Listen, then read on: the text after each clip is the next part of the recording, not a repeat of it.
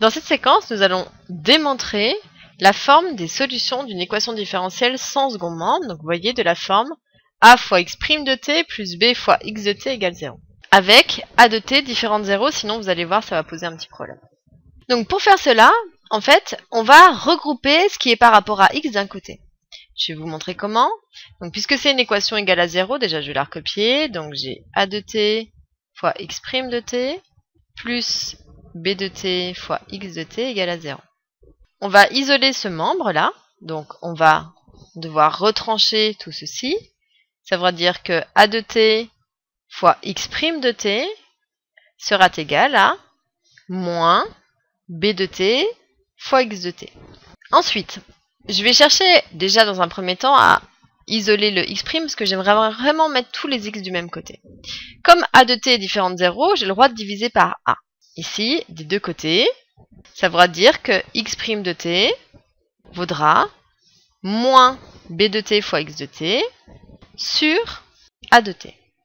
Alors maintenant, j'aimerais pouvoir avoir que du x à gauche, donc c'est-à-dire qu'on aimerait diviser par x. Alors ici, une chose assez évidente, c'est que x de t va être non nul, parce que ici x de t est égal à 0, et ben ça réduit notre problème. Donc ici, on n'a aucun élément où on se placera sur les intervalles sur lesquels x de t ne sera jamais nul. Donc ici, pour les x de t qui sont non nuls. Donc ça voudra dire que on aura x' de t sur x de t qui sera égal à moins b de t sur a de t. Donc ici, ça commence à devenir intéressant. Pourquoi? Parce que là, je reconnais une formule connue. x' sur x, ça fait penser à u' sur u. Donc là, je pourrais calculer une primitive de cet élément-là pour pouvoir trouver mon fameux u, donc c'est-à-dire mon fameux x. Donc si on fait une primitive, je vais le faire là-haut. Donc pour passer de là à là, on va prendre une primitive donc à gauche. Donc qui dit primitive à gauche dit primitive à droite. Mais on sait que si on est de la forme u' sur u, une primitive sera ln de u, mais à une condition, si u est strictement positif. Donc on va distinguer deux cas. Soit x de t, elle est strictement positif, et à ce compte-là, la primitive sera ln de, donc u, c'est-à-dire notre ln de x. Donc si je fais la primitive à gauche, j'ai besoin de faire la primitive à droite. Alors cette primitive, je vais l'appeler grand G. Donc grand G, c'est la primitive de moins b de t sur a de t. Donc cette primitive, en voici une. Alors pour être sûr de bien avoir toutes les primitives, on va ajouter une constante. Donc k, ça va être une constante. Pour bien avoir toutes les primitives, puisqu'on ne sait pas à quel endroit en fait elles vont être égales, ces deux primitives.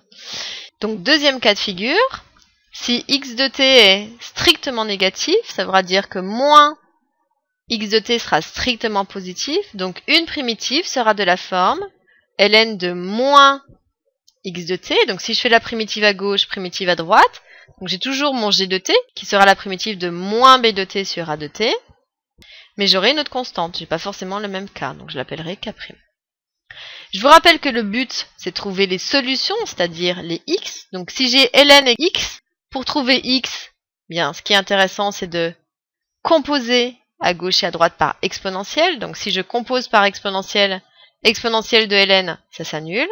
Et si je vais avoir exponentielle de mon g de t plus k. Alors qu'on pourrait écrire autrement, puisque exponentielle d'une somme, c'est le produit d'exponentielle, c'est-à-dire exponentielle de g de t fois exponentielle de k. Et en fait, ce qu'il faut remarquer, c'est que ça, c'est une constante. Je vais l'appeler autrement. Par exemple, je vais l'appeler lambda. Donc, c'est-à-dire que la forme ici, si x est positif, elle sera de la forme x de t égale lambda exponentielle de g de t, avec g de t une primitive de moins b sur a. Deuxième cas de figure, ici, j'avais ln encore. Donc, si je veux juste mon x, je vais composer à nouveau par exponentielle. Donc, on va avoir moins x de t égale exponentielle de g de t plus mon k'. Alors ici, je vais pouvoir diviser par moins, même chose. Exponentielle d'une somme, c'est le produit des exponentielles. Donc on va avoir x de t qui va être égal à moins, donc on avait vu c'était exponentielle de g de t, fois exponentielle de k'. Alors là, on va voir la constante, une autre, avec le moins et l'exponentielle. Donc ici, ça pourrait être une constante qui va s'appeler lambda prime exponentielle de g de t. Alors ici, il y a une toute petite différence par rapport à l'énoncé qu'on peut vous donner. C'est qu'en fait, on ne prendra pas le signe moins. De manière classique, on vous dira que les solutions, donc vous voyez dans les deux cas, elles ont la même forme. C'est une constante fois une exponentielle par rapport à une primitive. Et on aura plutôt tendance à vous dire que les solutions sont de la forme x de t égale, donc une constante fois exponentielle de, alors on va pas prendre le moins dans la primitive, on va dire moins g de t. Ça veut dire que g de t sera une primitive, non plus de moins, puisque j'ai sorti le moins, mais juste une primitive de b sur a. Donc ça vous permet de comprendre d'où sort cette histoire de primitive de b de t sur a de t. Donc vous n'avez rien à redémontrer, vous avez juste à savoir, correctement bien sûr, utiliser cette formule.